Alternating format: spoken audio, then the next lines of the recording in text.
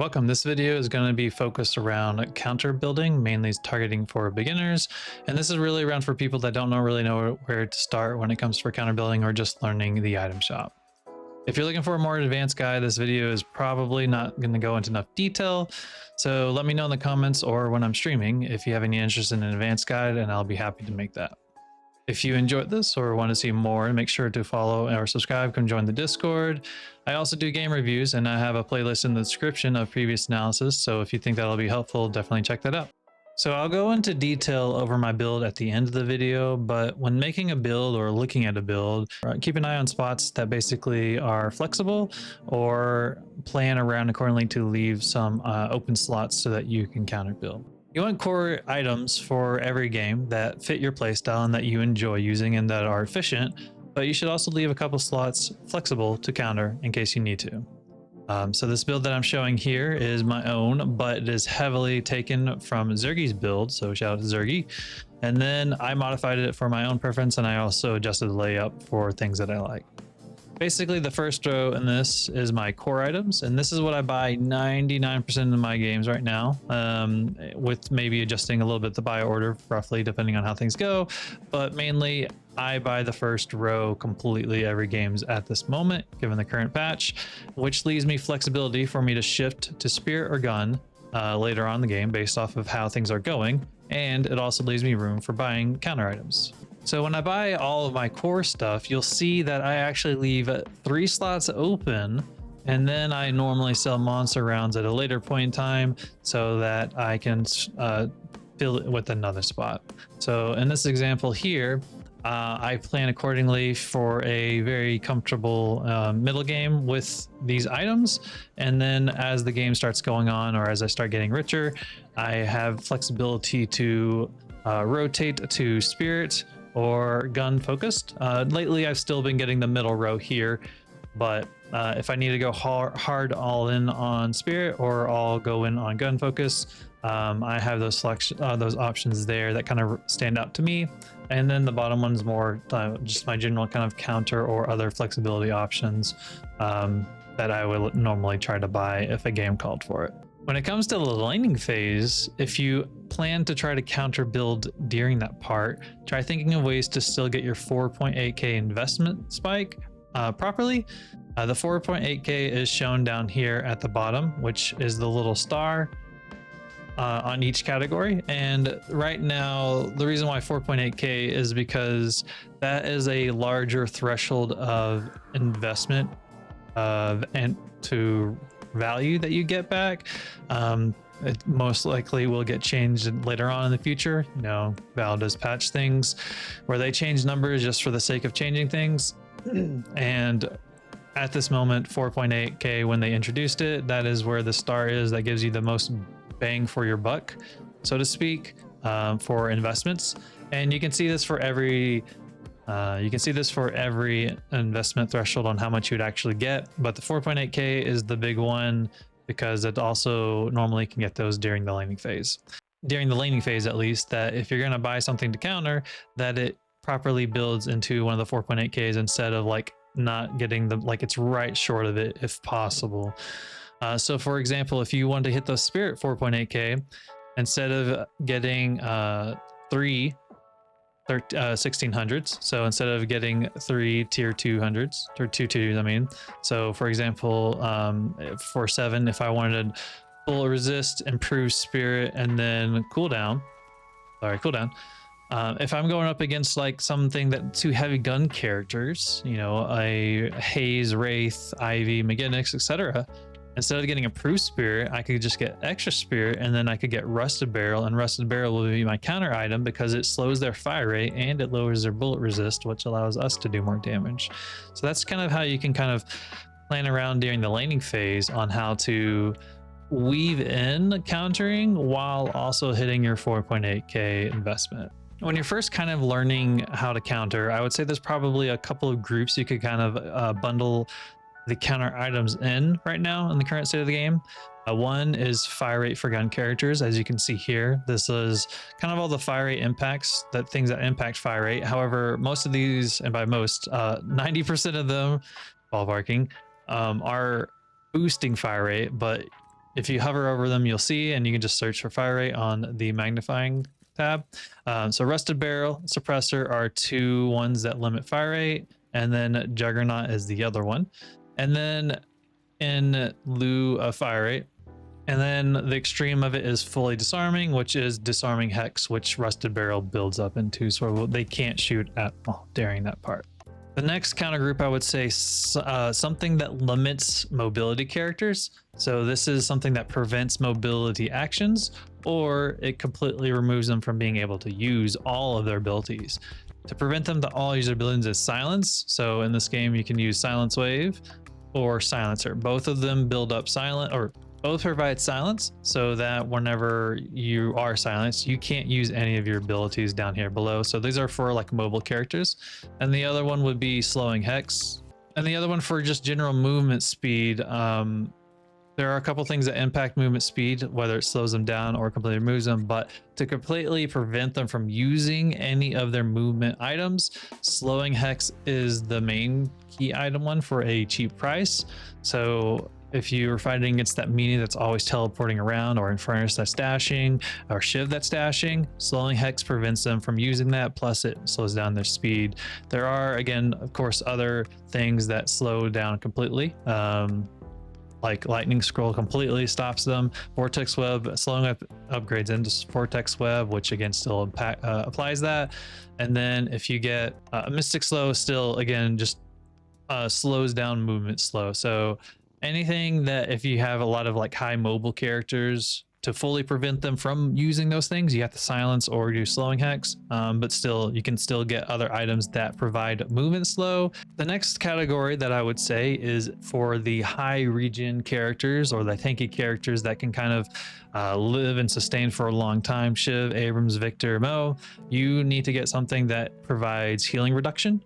And then this game, these are the main ones outside of Blood Tribute. There's actually quite a bit, but the easiest one that you could really proc is Healbane. Healbane is super easy to proc if you're a spirit character. Otherwise, it's normally Toxic Bullets for gun characters until you can get one of the tier 4s, which there's actually quite a bit between Inhibitor, Spirit Burn, or Crippling Headshot. All of these provide healing reductions.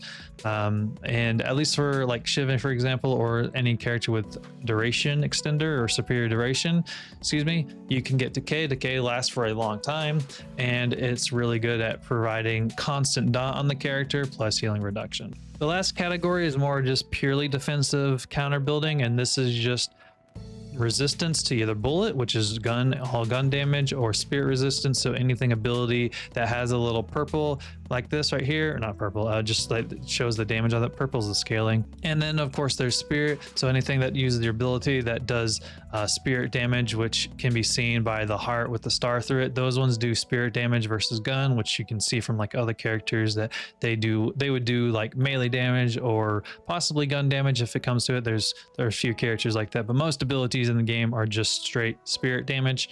So if it comes to that, the last counter item that I would say is just get a resistance item. So you can just search for bullet resist if you need one, and you can see there's quite a bit. Whether this also includes the negative ones, so like Backstabber would reduce it, but Battle Vest provides it. Bullet resistance is the main tier 3 one. Metal Skin's the big shutdown one for, the immune seconds that the time that you are actually have it active. You would want to get these ones as well if you need to sustain, if they have a lot of gun or if they have a lot of spirit. Getting the resistance items for bullet or for spirit resist is what you would get for those, for help for counter building to survive those ones. And here's some of the spirit resist items that either add or remove it to counter build. Real quick though, I wanted to call out for on the descriptions, if it says silence, again, just a reminder, it prevents ability usage, so you can't use any of your abilities down below. And for disarm, it completely removes you being able to shoot. And there's even just a couple of items in general that provide those ones outside of the ones that I showed earlier, such as example, Phantom Strike. It prevents using from being disarmed. It prevents you from shooting. Now, when it comes to counter buying, since Deadlock is a very dynamic game and the games can change minute by minute or between every game, of course, it's really challenging to kind of give a cookie cutter answer on how to build or when to buy in that order, but I can at least provide some tips on how to help look into when to buy, or and maybe just in general that might help counter building items and buying order that might help you. So one of the things that you can do is look at the enemy team up here and kind of learn what their strengths are. So if they're gun, ability, or movement, or even melee characters, and then think on if they start to get the lead, what can you do to counter that? What item could you use to counter them or help you to survive or shut them down? That way, if they get strong, then when you think they will be strong and you feel like you are strong yourself, or you have enough souls, you can buy that counter item preemptively to help shut them down. So like if this Haze, but the other two, Wraith and Infernus, didn't really get that far ahead, but the Haze did, and she's just going all in on gun, then you could just go in for disarming. We talked about rusted barrel or get metal skin. If you're far behind with low damage and you're farming, trying to catch back up, and you need to focus, then you need to focus on getting your items so that you can do damage, or at least help improve your farm rate so that you can come back into the fight the next time. Instead, dial back on fighting or dial back coming across people if you can, however you can avoid it, and stay on the safer side in the jungle to get the souls that you need to, so that you can come back and have an impact that you need to. And then you can so in that instance, you don't necessarily want to counter buy. You need to focus on getting items that you need to first, so that you can at least have some survivability or have some damage impact to at least be able to farm the jungle. And then that would be like a 1 or 2 purchase type of thing, and then the third purchase that you'd get would be like a counter item, so that you could then survive against that character, or that you can again shut them down. If most characters are even in souls, then you can try to weave in counter building at any time. If you're ahead of souls and you have extreme damage, from that instance, normally you kind of actually want to go into a little bit more survivability, or the counter item that active that shuts them down completely, because then you already have the damage. You can burst them down. You just need to ensure that you live, or you need to ensure that you shut them down so they can't do anything in the fight as well for the rest of your team.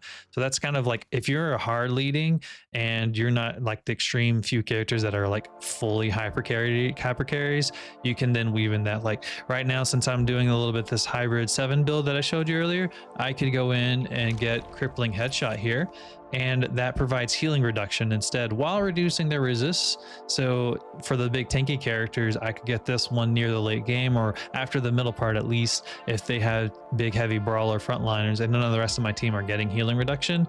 I can start weaving this in, even though 7's technically a hyper carry, similar to Wraith is.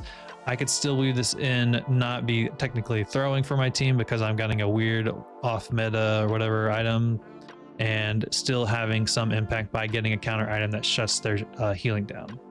And then ultimately, as you start just playing the game and start experimenting and trying to actively apply countering, you'll learn kind of what items fit well for your character, especially as you start learning the game or learning the items, because not every counter item does go well with every character. Like I mentioned with crippling headshot, but if I go in and I'm completely focused on my ult build and I'm storm clouding, and like every fight I just like stun someone and then ult and don't do anything else, I'm not getting value out of crippling headshot, right? But I could get value out of lightning scroll, which stuns them and slows them if I really wanted to, or even get vortex web to pull them in the middle of my storm cloud, and then take advantage of my damage from a storm cloud. So that's why I mentioned, like, you'll learn kind of what items at least feel somewhat comfortable for your build or your play style, just a little bit more as you play the game. And of course, if you don't know really what kind of goes well, you can browse the Discord, or you can reach out to me, or you can leave a comments, and we can kind of all together and look at like either just a build or to help find what kind of fits well with your character. Lastly, with this part, I'll just say that when you're first starting to learn out active items, because active items are a lot, especially whenever you're not as comfortable with either your character or the game, and you don't really know for sure like all your abilities, or like you get really overwhelmed and overstimulated once like team fights happen. There's a lot that goes on in 4v4 up to 6v6s, right? One thing that I recommend is really just kind of focus on one active item, and then use that for you know, a couple games or a couple days. And then whenever you're like, I really like this item, or even if you're like, I really don't like this item, but you at least know what it does and it doesn't even really fit in your kit, you feel like there are two general items that I could recommend to help learn using actives, and then also learn countering with them. And those two are slowing hex and knockdown. Slowing hex is a great regardless, even if they're not movement or you know, movement based characters. If people are running away or whatever, or like you're really close to killing them, you're like, man, I really wish I could have, if they stuck around just a little bit longer, a second or two longer, I could have killed them. Slowing hex is great from that. It really slows down movement, especially since how like combat movement has kind of changed a bit over the past months. This is great with that. And then other one is knockdown. Knockdown is phenomenal for like channeling ults, like I talked about with 7 ulting. If a 7 doesn't have unstoppable or anything that prevents, you know, knockdown, or sorry, CC, knockdown's going to interrupt his ult, and then he can't, like, he just wasted his ult. But this impacts other people too. So like Bebop ulting, lasering, Haze doing bullet dance. Or again, if people are trying to run away, or you need to try to stun someone out, between 7 static charge and knockdown, you can stun them for quite a bit.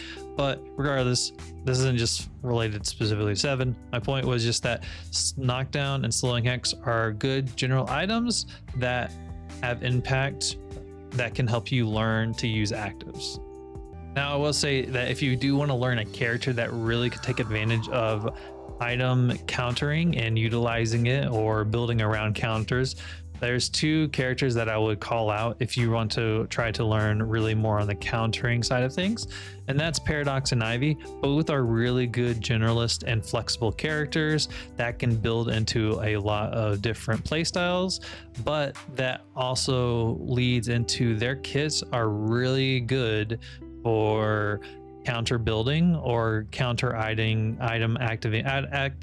counter active activization, so that they would still have impact with their kit, and you get to learn more about countering. So I would definitely call it those 2 characters if you really want to really go all in on learning to counter build, or without having to like worry like, am I going to be messing up my character? Those 2 characters are perfect for it. Their kits and everything they're scaling right now is phenomenal for really just learning to play as a counter build character, so to speak. So there's a couple exceptions for countering build that I kind of want to mention, and I already went over knockdown. The other one that I want to go over is debuff remover, that now is called Dispel Magic. Dispel Magic. So if you have any CC on you, you can activate this to cleanse it off of you, and you get a heal off of it. So it's like almost as you start like getting more comfortable with the game, and you start realize what all like how much like debuffs can get applied, or stuns or knockdowns, you can activate this and it will purge it off of you. Page's Read, that keeps you in place. Graves' new root, if you get knockdown, if you get afterburn, if you get mirage marked, if you get Mina's love bites, all these things you can activate Dispel Magic, and it cleanses off of you. You get the healing, you get a little extra move speed. It does have a little bit of active cooldown, but this is really good item for removing those things, and this is good for almost every character in any game. The next item that I want to call is Curse, or Cursed Relic, as it got changed. This item does everything, and it removes buffs. This item is super OP, which is why they added this negative damage penalty, because it was so generalistic earlier that any character could buy this and get value out of it. So now they try to nerf what it did by adding the damage penalty to this. So like a Haze that is going to go hunt you down, they sleep you, they curse you, you can't do anything, and you're just stuck in a bullet dance, right? Now they do less damage, but the point was that Cursed Relic is really good for locking those characters down. It prevents abilities usage, and you can't shoot, and you can't use your items. This is like almost as strong of an item as you can get. The other thing to point out is that it removes non-ultimate buffs. So if you're fighting that Victor that is running over you with his aura, or he's constantly moving and regening and everything like that, Cursed Relic shuts him down. This is a hard Victor shutdown item. Of course, it applies to all characters, but the buff removal aspect is so strong. Like if you have a buff from active that you activate, like Surge of Power, this buff here where you get an extra fire rate and move speed, Curse would remove it. So curse is always a great counter item that you can buy mid to late game. The last one that I want to call out is Guardian Ward, but specifically Divine Barrier. And the reason why I call it Divine Barrier is because it removes buffs like Dispel Magic, but you can cast it on friendlies as well. So not only can you remove it off of yourself, because you can cast it on yourself, but you can also remove it from allies. And if you actually look here, this will probably get changed in the future. But right now, Divine Barrier has a shorter cooldown than Dispel Magic. So, and this is a stronger item. It is, of course, double the value. All right, lastly, I want to end the video going over just quickly my build. I did mention it a second ago. I did mention it at the beginning of the video, but I want to just kind of go over roughly like, you know, if I had to do rotations or whatever to this. So like one thing that I would do here is that if I was going up against, you know, an Abrams or a Victor or something else that had a lot of sustainability, instead of getting Battle Vest or Enduring Speed here, I could get Healbane. This is another, this is the same price as one of these ones. I would still get Bullet Life still probably at this point because I need some sustainability. Actually, I mean, I could swap these ones out, but I could actually swap out all three of these ones for Healbane. Enduring Speed is really good because you can weave in Power Surge while shooting, and so that you can get more ammo without having an ammo item. So Healbane could still be swapped out for probably any three of these ones, but if I was laning and really kind of wanted to weave it in sooner, I could not get Battle Vest and get Healbane and then get Bullet Life Steal Enduring Speed near the end of the laning phase. And then as the rest of the game goes on, as I mentioned too earlier, is that since this is kind of a hybrid build, it starts off kind of a little bit of everything, mainly kind of gun, but it does segue into more of the spirit side if it's a traditional game. But if we don't have any gun carries on my team and we're all spirit, I would then segue into more of just gun focused builds with either between Outfire, with Crippling, Silencer, or Lucky, or any of these ones, and Fleetfoot too, because you can get more ammo with that. And I would sell monster around for like Fleetfoot, or if I'm getting a little bit with my balls, I could buy Recharging and then buy those ones.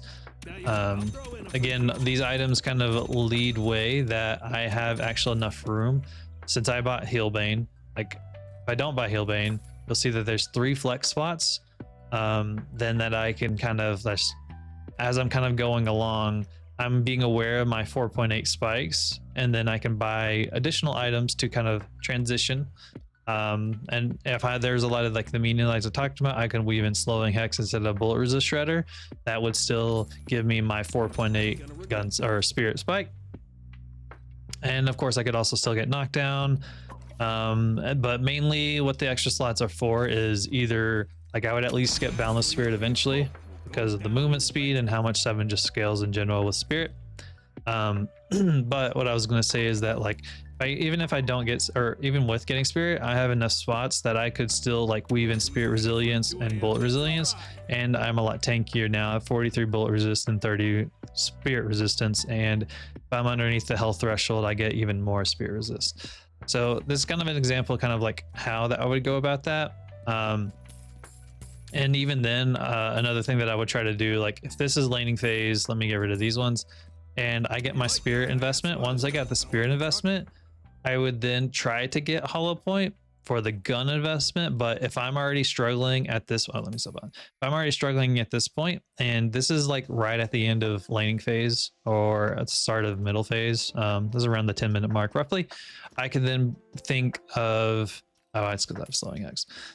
I could think of like, do I need Hollow Point just yet, or am I already coming across of, you know, something that's like really limiting me already? Like I could then go into Healbane here if it came to it.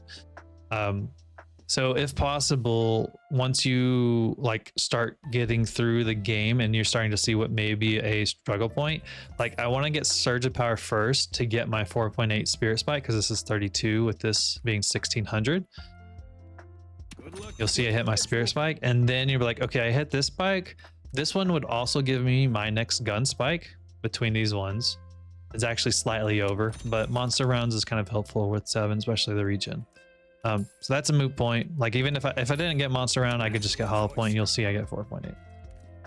And then I'm like, okay, I got these 2 spikes and I know I need my green spikes, but if instead of getting these 2, I need a resistance item, I can just go to spirit resistance, and you'll see that I got my 4.8 spirit strike, green investment, my vitality investment. So that's kind of what I'm talking about. Like at first, at least during the laning phase or at the end of the laning phase, you want to try to hit the 4.8 spikes until they change them to another threshold.